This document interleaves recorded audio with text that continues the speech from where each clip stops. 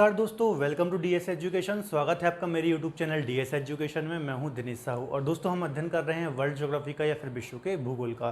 तो दोस्तों हमारी वर्ल्ड ज्योग्राफी की इस सीरीज़ में आज हम पढ़ेंगे वायुमंडल की संरचना के बारे में या फिर स्ट्रक्चर ऑफ एटमॉस्फेयर। ठीक है, इसके पहले वाले लेक्चर में हमने वायुमंडल के संगठन के बारे में पढ़ा था। ठीक है, जिसके अंतर्गत हमने देखा था जो वायुमंडल है हमारा, उसमें कौन कौन सी गैसेस पाई जाती हैं ना, किस प्रकार से कार्य करती हैं और इनका क्या महत्व है। ठीक है, इसके बारे में हमने देखा था और आज का हमारा टॉपिक रहेगा स्ट्रक्चर ऑफ एटमॉस्फेयर। ठीक है, तो इसके अंतर्गत हम देखेंगे कि जो हमारी वायुमंडल में विभिन्न प्रकार की परतें पाई जाती हैं ना, एक के ऊपर एक परतें पाई जाती हैं, तो वो किस प्रकार से काम करती हैं और कौन कौन सी परतें होती हैं, है ना। तो देखिए यहाँ पे मैंने एक डायग्राम बना दिया है। ठीक है, इसी को हम समझेंगे कि कैसे ये कार्य करता है। तो पहले मैं बता देता हूँ कौन कौन सी परतें हमारी वायुमंडल में पाई जाती हैं ना। देखिए जो सबसे पहली परत होती है उसे बोलते हैं क्षोभ मंडल, है ना, या फिर इंग्लिश में बोलेंगे ट्रोपोस्फेयर, है ना। ये हमारे वायुमंडल की सबसे फर्स्ट वाली लेयर है। ठीक है, इसके ऊपर होती है एक समताप मंडल, है ना, जो कि सेकंड लेयर होती है, इसको बोलते हैं स्ट्रेटोस्फेयर। इसके ऊपर होता है एक मध्य मंडल जिसे बोलते हैं मेसोस्फेयर। उसके ऊपर होता है आयन मंडल और उसके ऊपर होता है बहिर्मंडल। तो ये जो पांचों परतें हैं या फिर इसको हम मंडल बोलते हैं। ठीक है, तो इनको हम अध्ययन करेंगे, इनकी क्या क्या खासियत है ना। तो विभिन्न परतों में जो पहली परत है दोस्तों वो होती है क्षोभ मंडल। क्षोभ मंडल, ठीक है, इसको इंग्लिश में क्या बोलते हैं? ट्रोपोस्फेयर। ट्रोपोस्फियर, ठीक है, इसको हम चर्चा करते हैं। तो देखिए जो हमारी पृथ्वी की फर्स्ट लेयर है ना, सबसे नीचे है जो, उसको बोलते हैं क्षोभ मंडल या फिर ट्रोपोस्फेयर। ठीक है, तो अपन इसको पहला पॉइंट यही हो जाएगी कि पृथ्वी की प्रथम परत या फिर सबसे नज़दीक, है ना, नज़दीक स्थित जो परत है उसको हम क्या बोलते हैं? क्षोभ मंडल या फिर ट्रोपोस्फेयर। ठीक है, अब दूसरा इसका जो पॉइंट हो जाएगा इसके अंतर्गत वो ये हो जाएगा कि जितनी भी मौसमी घटनाएं होती हैं, है ना, जितनी भी मौसमी घटनाएं होती हैं, ठीक है, जैसे बादल, है ना, वर्षा, आंधी, तूफान, है ना, ये जितनी भी मौसमी घटनाएं होती हैं, वर्षा होना, इसके अलावा बादलों का बनना, ठीक है, आंधी, तूफान, हवाएं, ये सभी घटनाएं होती हैं क्षोभ मंडल या फिर ट्रोपोस्फेयर में। ठीक है, तो जितनी भी मौसमी घटनाएं होती हैं वो क्षोभ मंडल में होती हैं। ठीक है, इसके हम थोड़ा हाइट समझ लेते हैं। देखिए विषुवत रेखा के ऊपर इसकी हाइट होती है 18 किलोमीटर और ध्रुवों के ऊपर इसकी हाइट होती है 8 किलोमीटर। इसको थोड़ा हम समझ लेते हैं ना, ये समझने वाली चीज़ है। ठीक है, ये हमारी विषुवत रेखा है ना, 0 डिग्री, और ये हमारे हो गए नॉर्थ पोल और साउथ पोल। अब देखिए इसको यदि हम ऐसे समझें तो पोल्स पे इसकी हाइट कम है ना, जबकि ध्रुवों पर इसकी हाइट ज़्यादा है, इस प्रकार से। ठीक है, इस प्रकार से आप समझते हैं, है ना। अब इसको आप 3D में इमेजिन कीजिए, एक गोल पृथ्वी या फिर गोल फुटबॉल समझिए, है ना। तो आप यदि विषुवत रेखा, मतलब ये वाली जो विषुवत रेखा है ना, इस पर यदि इसकी हाइट देखेंगे तो ज़्यादा है, लगभग 18 किलोमीटर, और पोल्स में इसकी हाइट कितनी है? लगभग 8 किलोमीटर। मतलब ये हाइट कम है और ये ज़्यादा है। इसका रीज़न क्या है? देखिए हमने पहले भी कई बार चर्चा की है कि जो विषुवत रेखा या फिर इक्वेटर होती है ना, इसमें वर्ष भर जो है तापमान, जो सूर्य है सीधा चमकता है, तापमान बहुत ज़्यादा रहता है ना। जब तापमान ज़्यादा रहता है विषुवत रेखा पर तो क्या होता है? हवाएं होती हैं, फिर जो गैसें होती हैं वो गर्म होती हैं, और जब ज़्यादा गर्म होंगी तो वो ज़्यादा ऊपर भी उठेंगी, है ना। तो गैसों के गर्म होने के कारण वो बहुत ज़्यादा ऊपर उठ जाती हैं, इसलिए यहाँ पर हाइट क्या हो जाती है? ज़्यादा हो जाती है, लगभग 18। वहीं यदि हम ध्रुवों की बात करें तो यहाँ पर गैसें गर्म नहीं होती है ना, बर्फ़, जो नॉर्थ पोल और साउथ पोल है हमेशा बर्फ़ से जमा हुआ होता है, तो यहाँ की जो हवाएं वो भी ठंडी होती हैं और ज़्यादा ऊपर नहीं उठ पाती। यही कारण है कि ध्रुवों में इसकी ऊंचाई हो जाती है लगभग 8 किलोमीटर, है ना। तो कभी भी क्वेश्चन आ जाए कि विषुवत रेखा में कितनी होती है? 18 किलोमीटर, और ध्रुवों पर होती है 8 किलोमीटर। यदि आप इसकी एवरेज हाइट देखेंगे तो लगभग 15 किलोमीटर इसकी एवरेज हाइट होती है ना, किसकी? क्षोभ मंडल की। तो बात क्लियर हो गई है ना। चूंकि विषुवत रेखा में हवाएं जो या फिर गैसें गर्म होती हैं इसलिए इसकी हाइट ज़्यादा होती है, लगभग 18 किलोमीटर, और पोल्स में गैसें ठंडी होती हैं इसलिए इसकी हाइट कम होती है, लगभग 8 किलोमीटर। यदि कभी एवरेज पूछ ले तो 15 किलोमीटर, ठीक है, इसकी हाइट होती है। आगे बात करते हैं। ठीक है, यदि हम देखें हमारे वायुमंडल की तो सघनतम परत है ये, है ना, सघनतम, या फिर आप बोलें डेंसिटी, है ना, सघनतम परत है। यहाँ पर घनत्व ज़्यादा होता है, घनत्व क्या होता है? ज़्यादा होता है। देखिए जो क्षोभ मंडल है, सबसे ज़्यादा जो गैसें और हवाएं होती हैं वो यहीं पाई जाती हैं ना, और ख़ास तौर पर भारी गैसें जैसे CO2 हो गई, कार्बन डाइऑक्साइड हो गई, नाइट्रोजन हो गई, इसके अलावा जलवाष्प हो गई, ठीक है, जल वाष्प हो गई। तो ये सारी जो भारी वगैरह भारी गैसें हैं वो क्षोभ मंडल में ही पाई जाती हैं। इसके अलावा मैक्सिमम पार्ट जो वायुमंडल का है वो हम क्षोभ मंडल, है ना, क्षोभ मंडल को ही बोलते हैं। तो यहाँ पे गैसें जो है वो सर्वाधिक मात्रा में पाई जाती हैं, इसलिए यहाँ सघनतम वायुमंडल है यहाँ का, और घनत्व भी इसका ज़्यादा होता है ना। आगे बात करते हैं। ठीक है, ये 3 पॉइंट हो गए। इसके अलावा यदि हम पृथ्वी की सतह से ऊपर जाएंगे, ठीक है, तो लगभग 165 मीटर ऊपर जाने पर 1 डिग्री सेल्सियस ताप कम होता है। बात समझ में आई? देखिए, यदि हम पृथ्वी की सतह से ऊपर जाएंगे, है ना, तो 165 मीटर ऊंचाई पर जाएंगे हम, तो 1 डिग्री सेल्सियस तापमान कम हो जाएगा। ठीक है, और यदि अपन 1000 मीटर या फिर इसको बोलेंगे 1 किलोमीटर, है ना, 1 किलोमीटर ऊंचाई जाएंगे या फिर 1000 किलोमीटर की ऊंचाई पर जाएंगे, तो लगभग कितना टेम्परेचर कम हो जाएगा? लगभग हो जाएगा 6.5 डिग्री सेल्सियस टेम्परेचर कम हो जाएगा। ठीक है, तो ये भी आपको याद रखना है कि पृथ्वी की सतह से यदि हम जाएंगे, है ना, क्षोभ मंडल की हम बात कर रहे हैं, तो यहाँ पर 165 मीटर की ऊंचाई पर जाने पर लगभग 1 डिग्री सेल्सियस तापमान कम हो जाता है। इसका मतलब ये है कि सतह से, पृथ्वी की सतह से ऊपर जाने पर तापमान घटता है ना, 165 मीटर ऊंचाई जाने पर 1 डिग्री सेल्सियस तापमान कम हो जाता है। वहीं आप यदि लगभग 1 किलोमीटर ऊंचाई पर जाएंगे तो 6.5 डिग्री सेल्सियस टेम्परेचर कम हो जाएगा, है ना। इसके अलावा एक और मुख्य पॉइंट है इसमें, देखिए, जो मैंने क्षोभ मंडल बताया, इसकी जो सबसे ऊपर वाली परत होती है ना, जो मैंने बताया कि विषुवत रेखा में 18 होती है और ध्रुव पर 8 होती है। ठीक है, तो इसकी जो सबसे ऊपरी परत है, ये देखिए मैंने बनाया, ये वाली परत है ना, इस परत के ऊपर से क्या लग जाता है? समताप मंडल। ठीक है, तो इसकी जो बीच की लगभग 1.5 किलोमीटर ऊंची ये जो परत पाई जाती है, ठीक है, इसको बोलते हैं ट्रोपोपाज। ट्रोपोपाज, है ना। क्या होता है इसका काम? ट्रोपोपाज या फिर बोलेंगे क्षोभ सीमा। क्षोभ सीमा, ठीक है, ट्रोपोपाज या फिर क्षोभ सीमा, ये क्या होती है? जो क्षोभ मंडल की सबसे ऊंची परत है ना, ये वाली, देखिए ये वाली परत, इसको बोलते हैं ट्रोपोपाज या फिर क्षोभ सीमा। अब देखिए यहाँ पर क्या होता है कि यहाँ से जो भी हवाएं चलती हैं, ठीक है, यहाँ पे जो भी हवाएं चलती हैं यहाँ तक जाती हैं और यहाँ से फिर वापस लौट के जाती हैं। ठीक है, ये समताप मंडल में नहीं जाती, मैंने अभी आपको बताया है ना, यहाँ से, मतलब ट्रोपोपास से जितनी भी हवाएं चलती हैं क्षोभ मंडल में, ट्रोपोपास तक जाके वापस आ जाती हैं, है ना। इसलिए ये जो ट्रोपोपाज वाली सीमा है, लगभग 1-1.5 किलोमीटर का जो क्षेत्र है, यहाँ पे हवाएं बहुत तेज चलती हैं, है ना, बहुत तेज चलती हैं। ठीक है, तो जो आपने सुना होगा जेट स्ट्रीम, है ना, जेट स्ट्रीम हवाएं जो होती हैं यहीं पर चलती हैं। ठीक है, और यहाँ पर हवाओं का जो वेग होता है, हवाओं का वेग वो होता है अत्यधिक। हवाओं का वेग क्या होता है? अत्यधिक होता है। अब यहाँ पे आप एक बात समझिए, आपने अक्सर पढ़ा होगा कि जो भी वायुयान वगैरह उड़ते हैं ना, वो कहाँ उड़ते हैं? समताप मंडल में, है ना। वायुयान वगैरह जो भी होते हैं वो कहाँ उड़ते हैं? समताप मंडल में। लेकिन देखिए, जो लंबी दूरी के वायुयान होते हैं, जैसे मान लो आपको यहाँ से अमेरिका जाना है, तो जो लंबी दूरी के एक देश से दूसरे देश जाना है, तो जो लंबी दूरी के वायुयान होते हैं वो उड़ते हैं कहाँ? समताप मंडल में। और जो कम दूरी के वायुयान होते हैं वो कहाँ उड़ते हैं? क्षोभ मंडल में, है ना। मान लीजिए आपको इंदौर से भोपाल या फिर लोकल में ही कहीं जाना है जहाँ आधे 1 घंटे का ट्रैवल है, तो वो समताप मंडल पर नहीं उड़ते हैं, वो कहाँ उड़ते हैं? क्षोभ मंडल में। अब देखिए ऐसा क्यों होता है? देखिए, जो भी प्लेन वगैरह जो समताप मंडल में उड़ते हैं ना, तो उनको ये जो ट्रोपोपाज है ना, ट्रोपोपाज की जो सीमा है, क्षोभ सीमा है, इसको क्रॉस करना पड़ता है। इसको क्या करना पड़ता है? क्रॉस करना पड़ता है ना।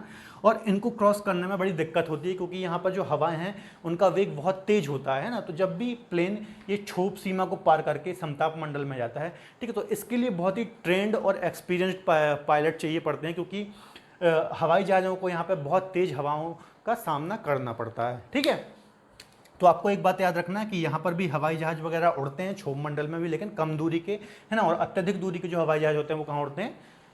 समताप मंडल में। ठीक है, तो ये ट्रोपोपाज भी आपको समझ में आ गया, है ना। आगे और देख लेते हैं कुछ पॉइंट।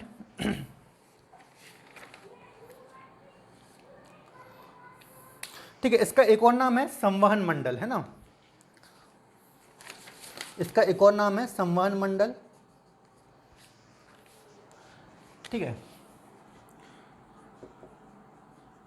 संवहन मंडल और अधोमंडल। मंडल। ठीक है, तो ये दो नाम भी आपको याद रखना है, संवहन मंडल और अधोमंडल।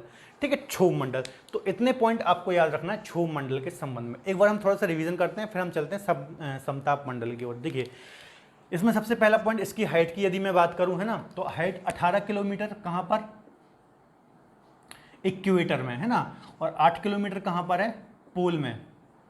ठीक है, पोल के ऊपर 8 किलोमीटर की ऊंचाई और इक्वेटर के ऊपर 18 किलोमीटर के लगभग ऊंचाई होती है, और एवरेज यदि पूछ ले तो 15 किलोमीटर की इसकी हाइट होती है। ठीक है, अब देखिए, पहला पॉइंट हमने देखा ये कि पृथ्वी की सबसे पहली परत है, सबसे नज़दीक स्थित परत है ना। दूसरा पॉइंट हमने देखा जितनी भी मौसमी घटनाएं होती हैं, बादल बनना, बरसात होना, हवाएं चलना, ठीक है, जितनी भी मौसमी घटनाएं होती हैं वो क्षोभ मंडल पर ही होती हैं। अगला पॉइंट हमने देखा ये सघनतम परत है, यहाँ पर घनत्व हवाओं का सबसे ज़्यादा होता है। मैंने बताया जितनी भी भारी गैसें होती हैं, CO2, जलवाष्प, N2 वगैरह, सब यहीं पाई जाती हैं, इसलिए हवाओं का घनत्व यहाँ पर सर्वाधिक होता है। इस मंडल में लगभग 165 मीटर की ऊंचाई जाने पर 1 डिग्री सेल्सियस तापमान कम हो जाता है ना। मतलब सतह से, पृथ्वी की सतह से यदि आप ऊपर जाओगे तो 165 मीटर ऊपर जाने पर 1 डिग्री सेल्सियस तापमान में कमी हो जाएगी, है ना। वहीं आप लगभग 1 किलोमीटर की ऊंचाई पर जाओगे तो 6.5 डिग्री सेल्सियस तापमान कम हो जाएगा, है ना। अगला पॉइंट है इसमें क्षोभ मंडल की जो सबसे ऊपरी सीमा होती है, लगभग 1 किलोमीटर से 1.5 किलोमीटर की जो एक पट्टी होती है, उसे बोला जाता है ट्रोपोपाज या फिर क्षोभ सीमा। यहाँ पर हवाओं का वेग बहुत ज़्यादा तेज होता है ना, जैसे जेट स्ट्रीम वगैरह भी यहाँ पर चलती हैं। ठीक है, तो मैंने क्या बताया था कि यहाँ से जब क्षोभ मंडल से कोई भी प्लेन समताप मंडल में जाता है, ठीक है, तो यहाँ पर समताप मंडल में जो भी प्लेन उड़ते हैं वो लंबी दूरी के प्लेन ही यहाँ पर उड़ते हैं, क्योंकि इस जो क्षोभ सीमा है इसको क्रॉस करने के लिए जो पायलट हैं वो बहुत ज़्यादा ट्रेंड होने चाहिए, है ना। अगली चीज़ हमने पढ़ी, इसको संवहन मंडल भी बोलते हैं और अधोमंडल भी बोला जाता है। इसके अलावा जो हम आकाश शब्द यूज़ करते हैं ना, आसमान में बोलते हैं ना आकाश शब्द, तो आकाश शब्द किसके लिए यूज़ होता है, क्षोभ मंडल को ही हम आकाश बोलते हैं, क्योंकि बादल वगैरह जितनी भी हमें चीज़ें दिखाई देती हैं वो क्षोभ मंडल में ही दिखाई देती हैं। ठीक है, तो आकाश शब्द हम किसके लिए यूज़ करते हैं, क्षोभ मंडल के लिए ही यूज़ करते हैं। आगे चलते हैं, है ना, आगे हम बात करेंगे किसकी, समताप मंडल की।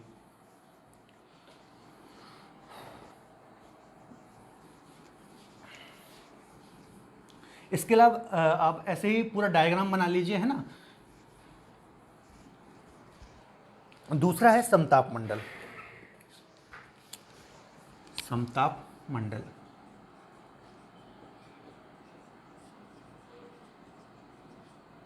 समताप मंडल, ठीक है, इसको क्या बोला जाता है, स्ट्रेटोस्फीयर। ठीक है, स्ट्रेटोस्फीयर या फिर समताप मंडल। ठीक है, इसमें क्या विशेषताएं होती हैं, तो देखिए इसकी पहली विशेषता, पहले इसकी हाइट देख लेते हैं।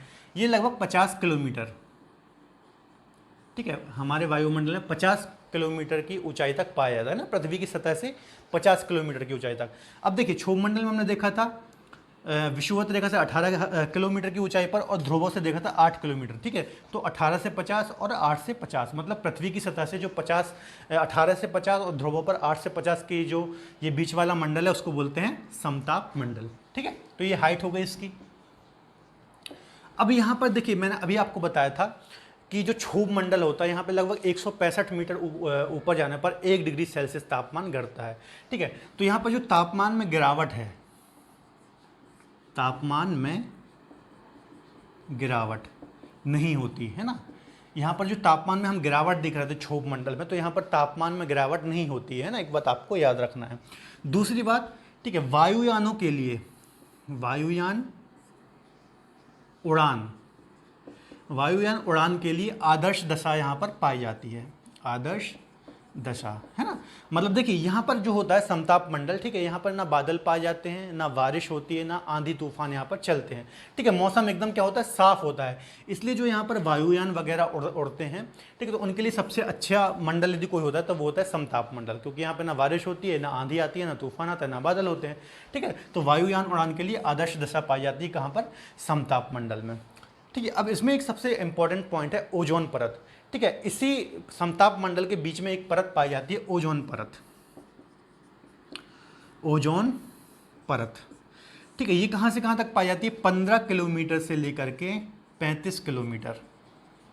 ठीक है, देखिए जो समताप मंडल हम पढ़ रहे हैं 50 किलोमीटर की ऊंचाई तक स्थित है, इसी के बीच में, समताप मंडल के बीच में ही एक ओजोन परत पाई जाती है। ठीक है, 15 से 35 किलोमीटर के बीच में। ये क्या करती है, जो सूर्य है ना, जो सन होता है इससे जो अल्ट्रावायलेट यूवी है ना, परावैंगनी किरण है, परावैंगनी, ठीक है, सूर्य से जो यूवी या फिर अल्ट्रावायलेट या फिर बोलेंगे परावैंगनी किरणें आती हैं, उसको ये जो ओजोन परत होती है ना, ये जो ओजोन परत होती है इसको क्या करती है, सूख लेती है ना। सूर्य से आने वाली अल्ट्रावायलेट रेस को या फिर परावैंगनी किरणों को जो ओजोन परत पाई जाती है समताप मंडल के अंतर्गत, ये उस किरणों को जो हार्मफुल रहती है मनुष्य के लिए उनको सूख लेती हैं। अब ये अल्ट्रावायलेट किरणें क्या करती हैं, यदि ये अल्ट्रावायलेट किरणें डायरेक्ट हमारी स्किन से टकराएंगी, ठीक है, तो हमें त्वचा कैंसर जैसे रोग हो सकते हैं ना, स्किन कैंसर, ठीक है। तो जो ये ओजोन परत होती है ये यूवी किरणों को सोख लेती है ना। तो आपको एक बात याद रखनी, ओजोन परत कहाँ पाई जाती है, समताप मंडल के अंतर्गत ही पाई जाती है 1535 किलोमीटर की ऊंचाई पर, ठीक है। अब इसके संबंध में ओजोन जो परत है इसके संबंध में और कुछ चीज़ें देख लेते हैं, ठीक है। देखिए ओजोन परत का क्षरण कौन सी गैस कर रही है, तो एक गैस है CFC, क्लोरोफ्लोरोकार्बन,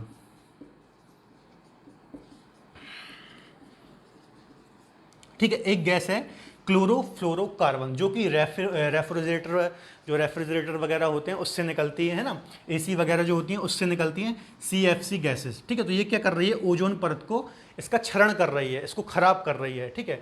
तो इसी के संबंध में एक प्रोटोकॉल साइन हुआ है, मॉन्ट्रियल प्रोटोकॉल, ठीक है, ये आपको याद रखना है। मॉन्ट्रियल प्रोटोकॉल किससे संबंधित है, ओजोन परत के क्षरण को रोकने के लिए, ठीक है। ओजोन परत के क्षरण को रोकने के लिए एक मॉन्ट्रियल प्रोटोकॉल साइन किया गया है, ठीक है। इसके अलावा जो CFC गैसेज होती है जो रेफ्रिजरेटर और AC वगैरह से निकलती है, ठीक है, वो क्या कर रही है, ओजोन परत का क्षरण कर रही है। और ये कहाँ पाई जाती है, समताप मंडल के अंतर्गत। देखिए जो ओजोन मंडल कई कई बुकों में अलग से दिया रखा है ना, तो ये अलग से कुछ नहीं है, ये समताप मंडल के अंदर ही पाया जाता है समताप मंडल, ये आपको याद रखना है ना। चलते हैं आगे, ठीक है। एक पॉइंट और इसमें एक खास प्रकार का बादल पाया जाता है ना, स्ट्रेटोस्फेरिक, स्ट्रेटोस्फेरिक,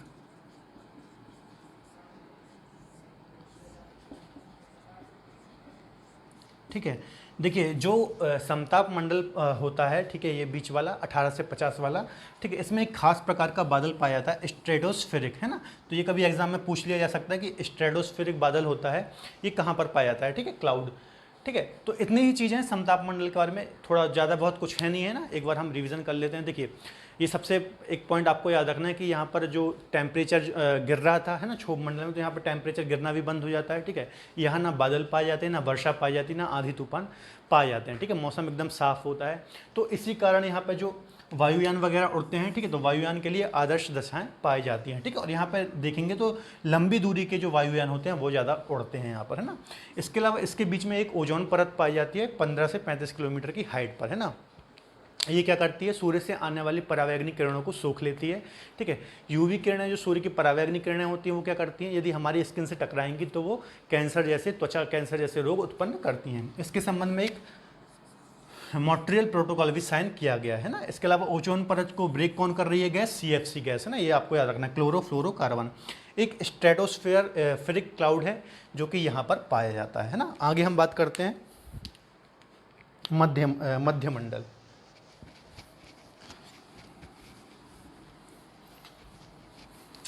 अगला जो है वो है मध्यमंडल, है ना।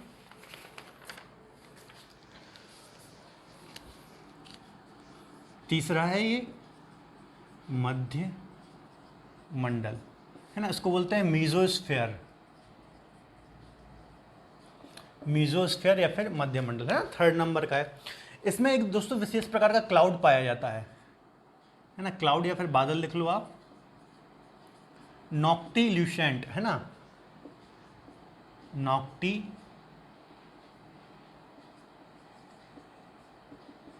है ना, नॉक्टिल्यूसेंट,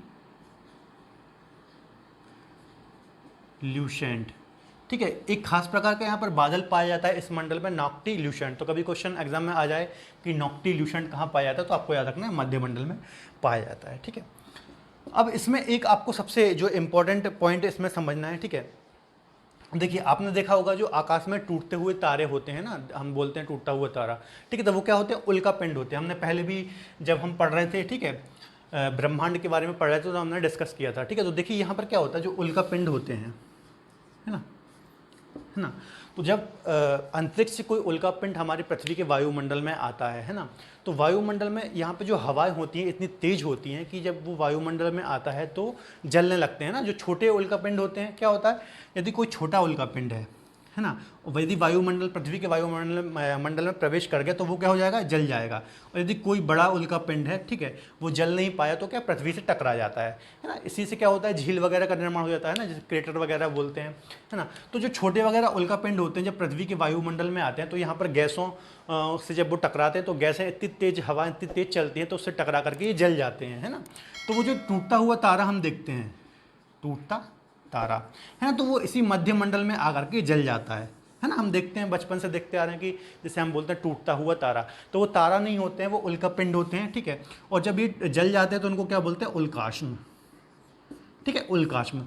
तो जो ये उल्कापिंड आकर के समाप्त हो जाते हैं तो वो किस मंडल में होते हैं, मध्य मंडल में आकर ही समाप्त हो जाते हैं, जिनको बोला जाता है उल्काश्म, ठीक है। इसको हम पहले भी डिस्कस कर चुके हैं जब हम ब्रह्मांड के बारे में पढ़ रहे थे, है ना, जब ग्रहों के बारे में हम पढ़ रहे थे तो इसको भी हमने समझा था, ठीक है। इतने से 2 पॉइंट आपको याद रखना है कि एक नॉक्टिल्यूशेंट, इसमें एक बादल पाया जाता है, इसके अलावा जो उल्कापिंड होते हैं तो यहीं पर आकर के वो जल जाते हैं, ठीक है, हवा के, पृथ्वी के वायुमंडल के घर्षण के कारण, ठीक है, जिससे क्या बोला जाता है उल्काश्म, है ना, उल्कापिंड या फिर उल्काश्म है हम बोलते हैं, ठीक है। आगे चर्चा करते हैं, ठीक है। अगला जो मंडल है वो है आयन मंडल, ठीक है। ये मध्य मंडल हमारा हो गया। इसकी हाइट कितनी, इसकी 50 से 80 है ना, हाइट आप देख लेना, 50 से 80 किलोमीटर तक की ऊंचाई में है आयन मंडल या फिर मध्य मंडल या फिर मीजोस्फीयर, है ना। अगला हम पढ़ेंगे आयन मंडल, जो कि फोर्थ है आयन मंडल या फिर आयनोस्फीयर, आयन मंडल, है ना, आयनोस्फीयर, ठीक है, आयनोस्फीयर या फिर आयन मंडल। देखिए इसमें क्या होता है, सूर्य से जो किरणें आती हैं बहुत सारी आती हैं, एक्स किरणें आती हैं, है ना, गामा किरणें आती हैं, ठीक है, इसके अलावा यूवी किरणें आती हैं, अवरक्त किरणें आती हैं, है ना, बहुत सारी सूर्य से अलग अलग प्रकार की किरणें आती हैं ना, प्रकाश किरणें आती हैं, ठीक है। तो देखिए जो कुछ गैसें होती हैं जैसे एक्स किरणें हो गई, है ना, गामा किरणें हो गई, अभी हमने यूवी अल्ट्रावायलेट रेस की बात की, तो ये कुछ किरणें बहुत ज़्यादा हार्मफुल होती हैं, है ना। तो आयन मंडल के संदर्भ में जो एक्स किरणें होती हैं और गामा किरणें होती हैं, है ना, इनकी हम थोड़ा चर्चा करेंगे। देखिए जो आयन मंडल होता है दिन के समय फैल जाता है, ठीक है, और रात के समय, ठीक है, रात के समय ये सिकुड़ जाता है। क्या होता है, रात के समय सिकुड़ जाता है, दिन के समय फैल जाता है और रात के समय सिकुड़ जाता है। ऐसा क्या होता है आयन मंडल में। इसकी ऊंचाई देख लीजिए 80 से 640 है ना, ऊंचाई मैंने यहाँ लिख दी है तो आप देख सकते हैं 80 से 640। अब देखिए इसमें क्या होता है, सूर्य से मैंने आपकी अभी बताया कि बहुत सारी किरणें आती हैं, जैसे एक्स किरणें आती हैं, गामा किरणें आती हैं, इसके अलावा यूवी किरणें आती हैं, अवरक्त किरणें आती हैं, प्रकाश किरणें आती हैं, है ना। तो इनमें से जो एक्स किरणें होती हैं, इसके अलावा जो गामा किरणें होती हैं, है ना, ये जब सूर्य से आती हैं और इस मंडल में प्रवेश करती हैं, है ना, कहाँ पर, आयन मंडल में प्रवेश करती हैं, ठीक है। तो यहाँ पर जो गैसों से जब ये टकराती हैं तो गैसों को क्या कर देती हैं, आयनीकृत कर देती हैं, आयनीकृत कर देती हैं, ठीक है। आयनीकृत का मतलब क्या है, उसमें धनावेश उत्पन्न हो जाता है ना, धनावेश उत्पन्न हो जाता है। देखिए यदि ये एक्स और गामा किरण डायरेक्ट हमारी पृथ्वी पर आ जाएं तो ये हमारे लिए हार्मफुल है, ठीक है। तो हमारी पृथ्वी इस प्रकार से बनी हुई है कि हर चीज़ एक संतुलित अवस्था में है, ठीक है, तभी यहाँ पर जीवन संभव है ना। तो जैसे ये एक्स किरणें हो गई, गामा हो गई, इसके पहले हमने यूवी की बात की जो कि ओजोन परत में आकर समाप्त हो जाती हैं, ठीक है। तो ये एक्स किरणें और गामा किरणें कहाँ समाप्त हो जाती हैं, यहाँ समाप्त हो जाती हैं। इसके अलावा जो यूवी किरणें होती हैं वो यहाँ पर समाप्त हो जाती हैं, ठीक है। तो यहाँ पर ये गैसों के संपर्क में जब आती है तो इनका आयनीकरण हो जाता है, ठीक है। तो ये एक बात आपको याद रखना है।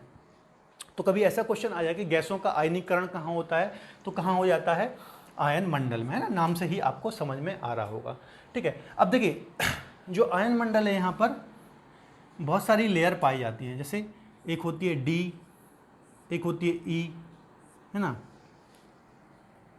एक होती है एफ और एक होती है जी, ठीक है। ये 4 लेयर यहाँ पर पाई जाती हैं, डी लेयर, ई लेयर, एफ लेयर और जी लेयर, है ना।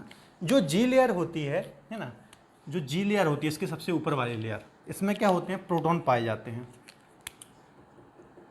ठीक है। ये यहाँ पर ऊपर वाली लेयर में क्या पाया जाता है, प्रोटॉन, प्रोटॉन पाए जाते हैं। देखिए यहाँ पे मैंने आपको बताया कि जब ये किरणें यहाँ पर गैस के संपर्क में आती है तो इनका आयनीकरण हो जाता है ना, और इससे जो भी प्रोटॉन निकलते हैं वो यहाँ ऊपर वाली जो लेयर होती है जी लेयर, यहाँ पर इकट्ठे हो जाते हैं ना। अब इसका हम बताएंगे कि ये इनका क्या यूज़ है प्रोटॉनों का, ठीक है। तो यदि आप ये सोच रहे हैं कि D E F G layer कैसे आ गई, तो बाकी की ए बी सी कहाँ गई, तो ए लेयर आप इसको सोच सकते हैं, है ना, क्षोभ मंडल को, बी आप इसको बोल सकते हैं, ठीक है, जो कि समताप मंडल है, सी हो जाएगा मध्य मंडल, और डी ई एफ जी, है ना, ये जो चारों लेयर हैं वो आयन मंडल के अंतर्गत ही आती है, ठीक है। तो एक पॉइंट तो हो गया कि ये दिन के समय फैल जाता है और रात के समय सिकुड़ जाता है। क्यों सिकुड़ जाता है, क्योंकि दिन के समय सूर्य का प्रकाश आएगा, ठीक है, गैसों का ज़्यादा आयनीकरण होगा और से फैल जाएगी, जबकि रात के समय सूर्य चमकेगा नहीं तो ये सिकुड़ जाएगा, ये वाला मंडल, है ना। अगला पॉइंट ये हो जाएगा कि जब यहाँ पर सूर्य की किरणें पड़ती हैं, है ना, जब इस मंडल में सूर्य की किरणें पड़ती हैं, है ना, जो भी सूर्य की कॉस्मिक किरणें वगैरह होती हैं, ठीक है, तो यहाँ पर आती हैं और प्रोटॉन से टकराती हैं, है ना, तो एक तेज चमक उत्पन्न करती हैं। क्या करती हैं, तेज चमक उत्पन्न करती हैं, जिसको बोला जाता है अरोरा। क्या बोला जाता है, अरोरा। जब सूर्य की कॉस्मिक किरणें या फिर ब्रह्मांडीय किरणें आप बोले, है ना, यहाँ पे आप लिख लीजिए कॉस्मिक किरणें या फिर ब्रह्मांडीय किरणें,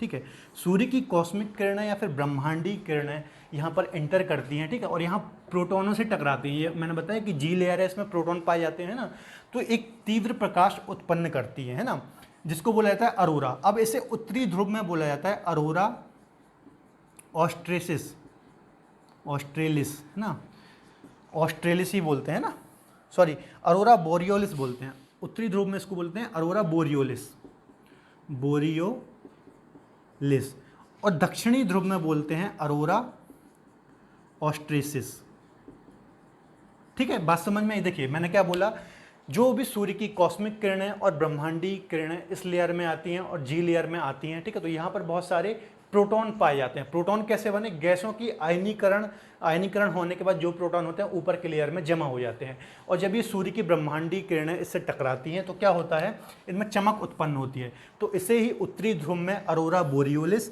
और दक्षिणी ध्रुव में क्या, अरोरा ऑस्ट्रेसिस कहते हैं, है ना। देखिए जो ऑस्ट्रेलिया है वो कहाँ पर है, दक्षिणी ध्रुव में है ना, तो दक्षिण में क्या बोलेंगे, अरोरा ऑस्ट्रेसिस, है ना, ये ट्रिक वाला बता रहा हूँ मैं। और उत्तरी ध्रुव में क्या बोलेंगे, अरोरा बोरियोलिस। इसके अलावा एक और पॉइंट इसमें हो जाएगा, जो भी रेडियो किरणें होती हैं, रेडियो किरणें होती हैं, है ना, वो यहीं से परावर्तित हो जाती हैं ना, इसी मंडल आयन मंडल से आकर के जो भी रेडियो तरंगें होती हैं वो क्या हो जाती हैं, परावर्तित हो जाती हैं ना, जिससे टीवी वगैरह रेडियो वगैरह चलते हैं वो यहीं आकर के परावर्तित हो जाती हैं। तो ये 3-4 पॉइंट आपको याद रखना है। एक, गैसों का यहाँ पर आयनीकरण हो जाता है जिससे कि एक्स किरणें, गामा किरणें हमारे पृथ्वी तक नहीं आ पाती हैं, ठीक है। दूसरा हमने देखा रेडियो किरणें यहाँ से परावर्तित हो जाती हैं। तीसरा हमने देखा यहाँ पे जो प्रोटॉन पाए जाते हैं जी लेयर में, तो यहाँ से जब ब्रह्मांडीय किरणें उनसे टकराती हैं तो एक तीव्र चमक उत्पन्न करती है, जिसे क्या बोला जाता है, अरोरा, है ना, जिसे बोलते हैं अरोरा। तो उत्तरी ध्रुव में इसको बोलते हैं अरोरा बोरियोलिस और दक्षिणी ध्रुव में बोलते हैं अरोरा ऑस्ट्रेसिस, है ना। इतने पॉइंट हैं इसमें, ठीक है। एक अब लास्ट हमारा मंडल बचा है बहिर्मंडल, इसको और हम पढ़ लेते हैं ना। तो अब हम बात करेंगे दोस्तों, अगला लास्ट है जो बहिर्मंडल, है ना, बहिर्मंडल की ओर हम बात कर लेते हैं। यहाँ पर क्या क्या पाया जाता है,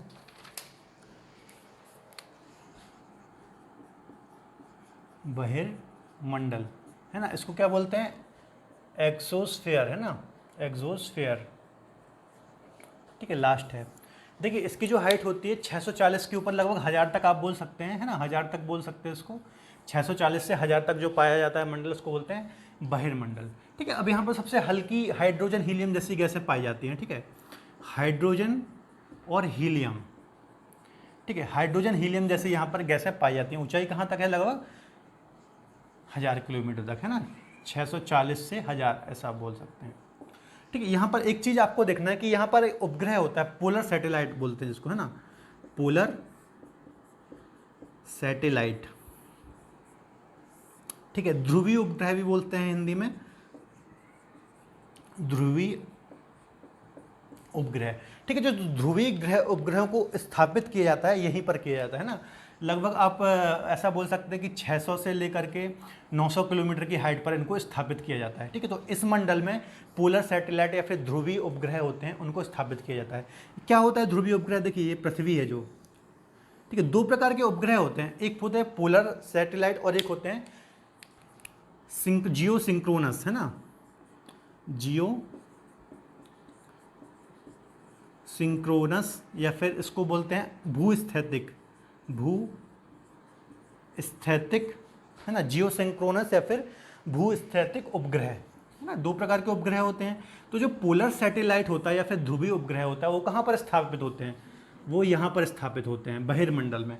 ठीक है, और जो जियो सिंक्रोनस सैटेलाइट होते हैं लगभग 35,000 किलोमीटर की ऊंचाई पर, 35,000 किलोमीटर की हाइट पर स्थापित होते हैं ना, और ये कहाँ तक होते हैं? लगभग आप ऐसा बोल सकते हैं कि 600 से लेकर के 900 किलोमीटर की हाइट पर ये स्थापित होते हैं। अब इनका काम क्या होता है? देखिए जो पोलर सैटेलाइट होते हैं ना, ये पोलर सैटेलाइट, ये पृथ्वी है हमारी, ठीक है, तो ये पोल टू पोल परिक्रमा करता है ना, मतलब नॉर्थ पोल से साउथ पोल टू पोल घूमता है और बहुत स्पीड से ये परिक्रमा करता है। लगभग इसकी यदि आप स्पीड देखेंगे, है ना, तो 8 किलोमीटर पर सेकंड की स्पीड से पृथ्वी की परिक्रमा करता है, मतलब 8 किलोमीटर एक सेकंड में ही ये चल लेता है ना, तो 2-3 घंटे में ये एक चक्कर लगा लेता है ना। इसका यदि आप आवर्तकाल देखोगे तो 84 मिनट है। ठीक है, 84 मिनट, मतलब लगभग 3 घंटे में ये पृथ्वी की एक परिक्रमा कर लेता है। तो ये बहुत स्पीड से घूमता है, जिसे बोलते हैं पोलर सैटेलाइट। इसका यूज़ क्या होता है? मौसम संबंधी जानकारी वगैरह देना में, है ना, मौसम संबंधी जो जानकारी होती है वो पोलर सैटेलाइट से ली जाती है। बहुत तीव्र गति से घूमता है और पोल टू पोल घूमता है, नॉर्थ से साउथ, है ना। ठीक है, 8 किलोमीटर पर सेकंड से घूमता है। और ये, और दूसरा एक होता है जियो सिंक्रोनस, है ना, ये इसमें हमें नहीं पढ़ना है। ये लगभग 35,000 किलोमीटर की ऊंचाई पर होता है। ठीक है, ये कैसे घूमता है? ये जैसे हमारी पृथ्वी है ना, तो ये दीर्घवृत्तीय कक्षा में, जैसे चंद्रमा घूमता है ना, तो ये दीर्घवृत्तीय कक्षा में पश्चिम से पूर्व जिस दिशा में पृथ्वी रोटेट करती है उसी दिशा में ये जो जियो सिंक्रोनस सैटेलाइट होते हैं वो भी घूमते हैं ना। ये एक जगह सेट रहते हैं, एक जगह नज़र रखते हैं। जैसे मान लो दिल्ली पर नज़र रखनी है तो वहाँ पर सेट कर देंगे, है ना। तो पृथ्वी भी 24 घंटे में एक चक्कर लगाती है, ये भी एक जगह पर नज़र रख करके 24 घंटे में एक चक्कर लगाता है ना। तो इसको हम कभी अलग क्लास में पढ़ेंगे सैटेलाइट को डिटेल में। ठीक है, अभी आपको इतना याद रखना कि पोलर सैटेलाइट बहिर्मंडल में ही पाए जाते हैं। ठीक है, तो इतने पॉइंट हैं। कुछ हम एक्स्ट्रा पॉइंट अलग से लिख लेते हैं। जैसे देखो, ये तो हो गई 1000 किलोमीटर तक की बात, है ना, 1000 किलोमीटर तक की बात हो गई। इसके अलावा यदि आप और बात करें, ठीक है, तो 1000 किलोमीटर से यदि आप 60,000 किलोमीटर तक जाएंगे, है ना, 60,000 किलोमीटर, तो इसको बोलते हैं चुंबकीय मंडल, है ना, चुंबकीय मंडल। ठीक है, 60,000 के ऊपर अंतरिक्ष, है ना, अंतरिक्ष स्टार्ट हो जाता है। ठीक है, अंतरिक्ष स्टार्ट हो जाता है। इसके अलावा मेन जो हम वायुमंडल की बात करते हैं तो वो 1000 किलोमीटर तक ही होता है ना, 1000 किलोमीटर तक ही होता है मेन जो हम वायुमंडल की बात करते हैं। इसके अलावा लगभग सारे पॉइंट यहाँ पर कवर हो गए हैं ना। अब एक पॉइंट और है यहाँ पर, देखिए मैं बता देता हूँ। देखिए जो ये वाला मंडल है 0 से लेकर 80 तक, ये इसको सममंडल भी बोला जाता है ना। यदि आप 0 से लेकर 80 किलोमीटर तक की बात करेंगे तो इसे सममंडल भी बोला जाता है। ठीक है, और यदि आप 80 से ऊपर की बात करेंगे, है ना, यहाँ तक 1000 तक, तो इसको बोला जाता है विषम मंडल, है ना। कभी एग्जाम में आ जाए तो आपको याद रखना है, 0 से 80 तक सममंडल, है ना, कभी कहीं 88 भी दिया रहता है। ठीक है, तो इसको सममंडल और इसके ऊपर को विषम मंडल भी कहा जाता है। ठीक है, तो इतने पॉइंट, सारे पॉइंट लगभग हमने कर लिए हैं वायुमंडल की संरचना के संबंध में। तो एक बार फटाक से हम रिवीजन करते हैं, उसके बाद लेक्चर को खत्म करते हैं। देखिए, हमने मुख्यतः 5 परतों का अध्ययन किया। पहली हमने देखी क्षोभ मंडल, है ना। इसमें मेन पॉइंट जो है वो है कि समस्त मौसमी घटनाएं जो होती हैं वो क्षोभ मंडल में ही पाई जाती हैं। बादल का बनना, बरसात का होना, आंधी तूफान का चलना। ठीक है, यहाँ पर गैसें सबसे ज़्यादा डेंस होती हैं। ठीक है, यहाँ पर गैसों का घनत्व तो सबसे ज़्यादा होता है। जितनी भारी गैसें होती हैं, CO2, N2, जलवाष्प, सब यहीं पर पाई जाती हैं। एक इसके ऊपर एक छोटी सी लेयर पाई जाती है, ट्रोपोपॉज। यहाँ पे क्या होता है कि जितनी भी हवा यहाँ पे चलती है तो यहाँ पर ट्रोपोपॉज से वापस आ जाती हैं। ठीक है, तो यहाँ पर हवाएं बहुत तीव्र गति से चलती हैं, है ना, जिसे हम जेट स्ट्रीम भी बोलते हैं। इसके बाद दूसरा हमने देखा समताप मंडल। यहाँ पर ना आंधी पाई जाती है, ना तूफान पाया जाता है, ना बादल पाए जाते हैं, ना वर्षा पाई जाती है। इसलिए ये वायुयान की उड़ाने के लिए सबसे अच्छी दशा पाई जाती है। यहाँ पर एक दूसरा पॉइंट है कि ओजोन परत जो होती है, जो कि अल्ट्रावायलेट रेस को सोख लेती है, वो ओजोन परत यहीं पर 15 से 35 किलोमीटर की ऊंचाई पर पाई जाती है समताप मंडल के अंतर्गत। तीसरा हमने देखा मध्य मंडल, है ना। मध्य मंडल में बहुत कुछ इसमें है नहीं है। मध्य मंडल में हमने ये देखा था कि यहाँ पर जो उल्का पिंड होते हैं यहाँ पर आकर के समाप्त हो जाते हैं, है ना। इसके ऊपर हमने देखा आयन मंडल। आयन मंडल में हमने देखा गैसों का आयनीकरण हो जाता है। इसके अलावा अरोरा ऑस्ट्रेसिस, अरोरा बोरियोलिस, है ना, ये वाली प्रक्रिया देखी यहाँ पर। इसके अलावा बहिर्मंडल में हमने देखा उपग्रह जो होते हैं, है ना, पोलर सैटेलाइट वगैरह या फिर ध्रुवीय उपग्रह यहाँ पर पाए जाते हैं। इसके अलावा हल्की गैसें भी यहाँ पर पाई जाती हैं। ठीक है, तो ये था हमारा वायुमंडल की संरचना के संबंध में आज का लेक्चर। यदि आपको आज का लेक्चर पसंद आए तो प्लीज़ वीडियो को लाइक करें। इसके अलावा दोस्तों आप हमारे डिस्क्रिप्शन में जाइए, वहाँ पर मैंने अपने फेसबुक पेज की लिंक दी है। इसके अलावा इंस्टाग्राम पेज की लिंक दी है, तो वहाँ पर मैं काफ़ी सारे पोस्ट डालता रहता हूँ, उससे आपको फ़ायदा होगा। ठीक है, तो आपको आज का लेक्चर पसंद आए तो प्लीज़ वीडियो को लाइक करें। इसके अलावा हमारे साथ जुड़े रहने के लिए आप हमारे चैनल को सब्सक्राइब कर सकते हैं। तब तक के लिए धन्यवाद, अपना ख्याल रखें।